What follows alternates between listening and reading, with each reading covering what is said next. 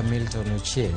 Mbalariany ma Rongo ochunge tij jotich maromo 137 moting'o jopuonj kaachiel gi jotich mamoko.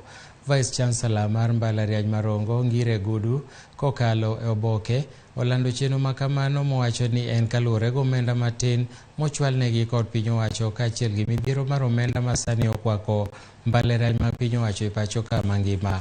Ngire Gudu medo lero ni gisebedo ka giyudo kowuok e piny owacho maonge ng'ikruok moro amora e kinde mokalo. Kwan jopuonjre machulo fees magi giwegi bende osedok piny chakre higa mar 2016, wach mosemiyogi midhiero mar omenda. Pesa mwanwang'o koa ka sirkal to gi pesa mwanwang'o kowuok e yore mopogore opogore mag university, urem kabisa otamwa enwang'o okoromo chulo salaries mag staff te. Koro council kobedo piny ong'iyo ni to detim nang'o. Namba mar regular staff wagolo ji 64, day release casual cut to wagolo ji 43. Koro gini mage namba mwaduoko piny, to kwaseduoko namba no piny, nyocha regular staff ne wan gi 418.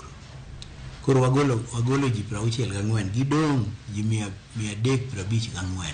Mago ema koro dong mabiro tiyo e university ka. Koro ng'eny gi onge ng'ama wuok maonge kata gi siling, omigi pesa kaluwore gi kaka kiwango kaka nyocha gitiyo gi higni ma gisetiyo. Nyocha tiyo Rongo University to nyocha nyiswa motelo ni barua mote be meji ma ji dhigo dala.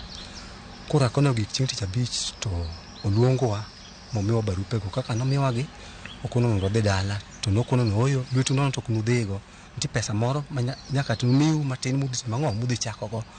Kuno winjo kama to nokono oyo dang bed gima ber ndi kech kopo ni ng'ato riembi to komii gimoro to gi ng'ato riembi to mii gimoro, at least nyadhi chakogo kaka maisha sani be koro tek.